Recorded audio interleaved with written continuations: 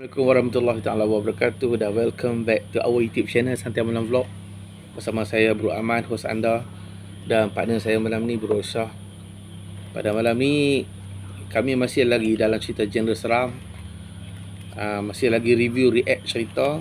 Malam ni cerita yang kami akan paparkan adalah cerita berkenaan dengan satu tempat misteri di negeri Kedah. Kalau kita sebut rata-rata orang negeri Kedah akan tahu cerita ni, akan tahu tempat ni. Tempat yang saya maksudkan adalah di Gunung Jerai. Gunung Jerai. Sebelum kita menceritakan tentang cerita misteri di Gunung Jerai, saya akan ceritakan sejarah Gunung Jerai. Gunung Jerai ni adalah gunung yang menjadi simbol kepada negeri Kedah pada zaman dulu, pada zaman Meru Mahawangsa dahulu. Gunung Jerai dikatakan menjadi menjadi petanda kepada pedagang-pedagang yang ingin sampai ke Kuala Kedah. Dia nampak Gunung Jerai, maksudnya dia dah tahu dah di situ adalah kawasan perairan di negeri Kedah. Dan juga menurut sejarah mitos di Gunung Jerai terdapat istana Raja Besiung. Raja yang mitosnya kononnya meminum darah manusia. Dan disebabkan oleh itu di kawasan istana Raja Besiung lah, di kawasan tersebut sehingga kini terdapat perkampungan bunian. Ada banyak perkampungan bunian di situ. Okey. Dan pada beberapa tahun lepas kita telah dikejutkan dengan satu berita seorang lelaki pada tahun 2000. Seorang lelaki yang mendaki di kawasan Gunung Jerai didapati hilang. Dan dijumpai di berdekatan dengan air terjun Kepala Naga. Tetapi agak mengerikan apabila pihak polis menjumpai mayat tersebut, kepala dan tangan dia hilang. Ada mitos mengatakan binatang buas yang membaham. Tapi ada juga yang dikatakan mungkin disebabkan oleh makhluk yang bernama jin ataupun bunian yang telah buat bagi lelaki itu meninggal lah. Okey, cerita dia bermula macam begini. Di atas puncak Gunung Jerai ada seorang pegawai perhutanan yang menjaga kawasan puncak gunung tersebut. Biasa saya menamakan penjaga tersebut bernama Ramli. Ramli ini setiap saban hari dia ditugaskan untuk menjaga puncak gunung tersebut, untuk memastikan pengunjung-pengunjung yang datang dan turun mengikut arahan pejabat hutan. Contohnya apabila nak turun, apabila ada pokok tumbang ataupun jalan runtuh ataupun ada bahaya aksiden yang berlaku di kawasan nak naik ke Gunung Jerai tu, jadi Ramli ni akan membuat arahan untuk menutup jalan supaya kereta daripada atas tidak boleh turun dan kereta daripada bawah Gunung Jerai tak boleh naik ke atas. Dan juga tugas Ramli ni setiap malam adalah untuk memastikan pengunjung-pengunjung yang nak bermalam di situ dengan berkemah di Padang Tok Syekh. Ada satu tempat perkemahan nama dia Padang Tok Syekh. Dan ada satu lagi telaga yang berdekatan nama Telaga Tok Syekh. Padang Tok Syekh itu kalau nak berkemah di situ boleh, tetapi perlu mendapat keizinan daripada pegawai perhutanan. Kebetulan Ramli bertugas di situ sebagai pegawai perhutanan.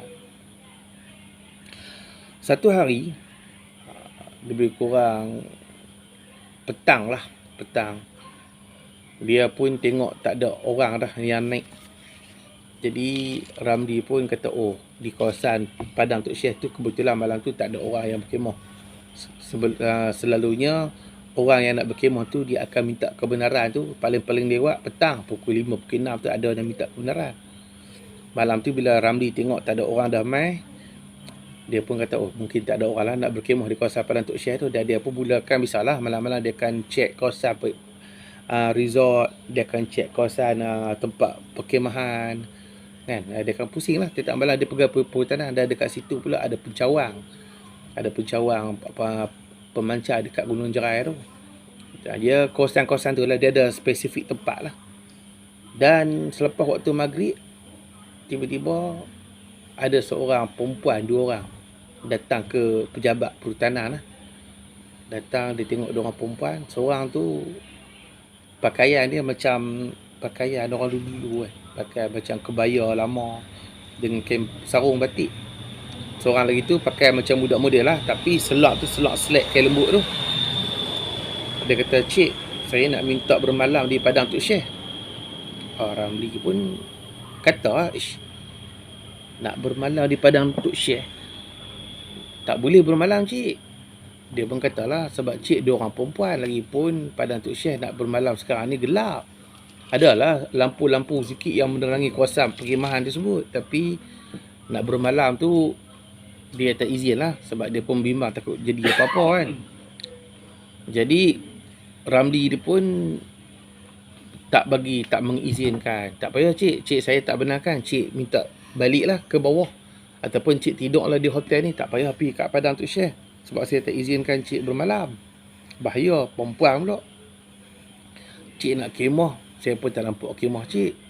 Tak apa cik, saya nak duduk di padang Tok Syekh sebab saya janji nak jumpa dengan Tok Wan. Tok Wan mana pula? Ramli kata. Tok Wan kata nak main sini sebab puteri mimpi kata Tok Wan nak jumpa. Tok Wan, dia kata, cik duduk di padang Tok Syekh tu banyak binatang-binatang buah. Lagipun kalau cik duduk lama-lama bahaya, binatang buah lagi gajah mengamuk, gajah naik minyak pun pernah lalu kat padang Tok Syekh juga malam-malam.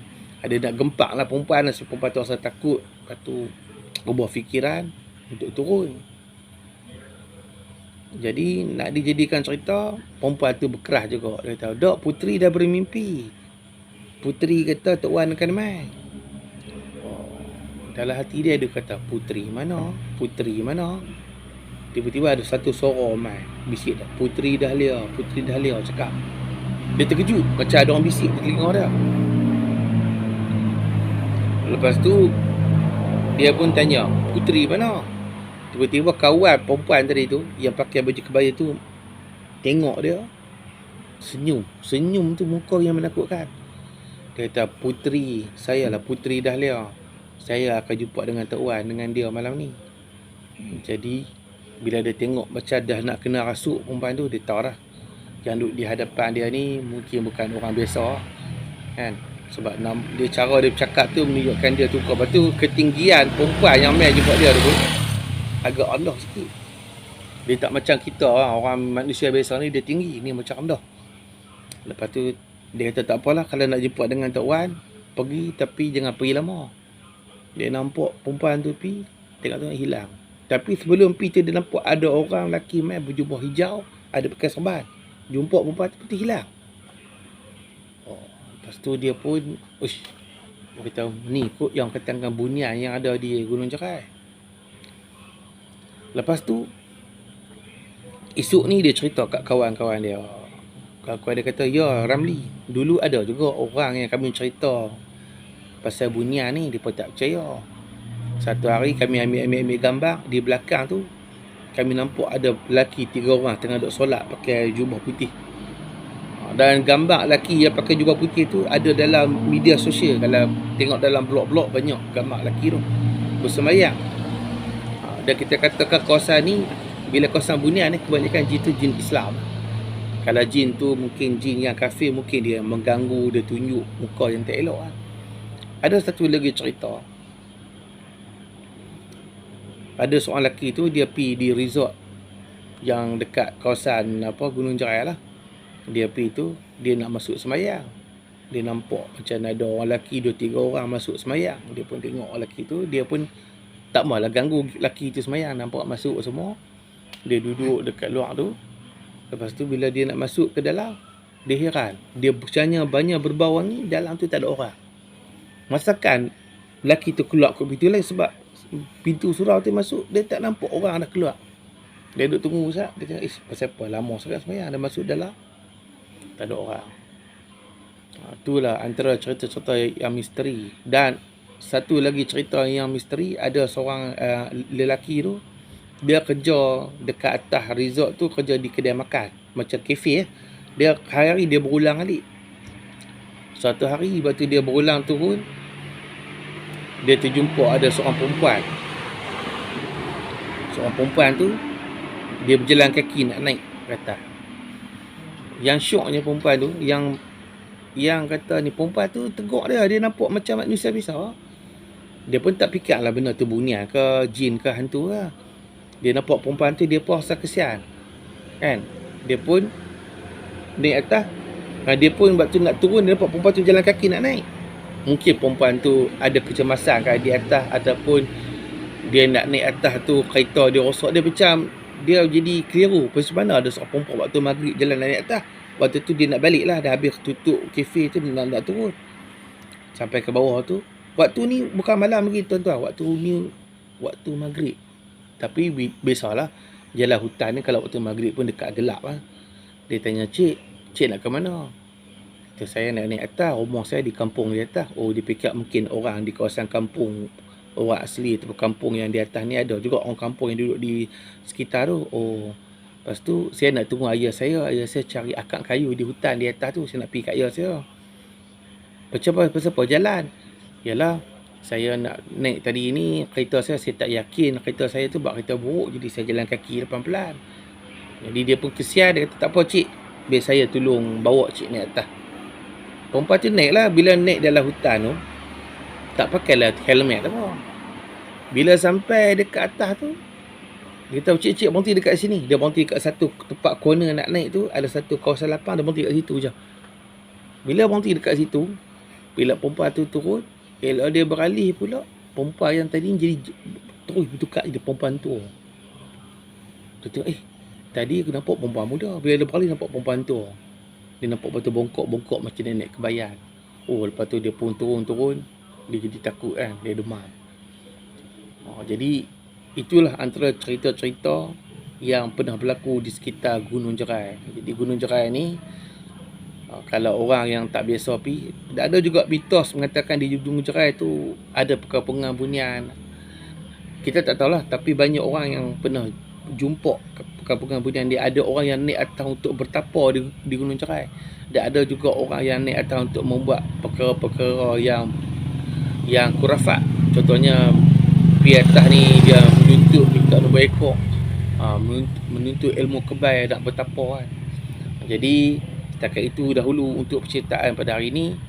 Dan kalau ada viewer semua ataupun subscriber yang ada cerita tentang Gunung Jerai, cerita misteri tentang persekitaran Gunung Jerai, boleh DM kami ataupun boleh tinggalkan di ruangan komen. Dan sampai kita berjumpa lagi pada episod cerita seram yang akan datang.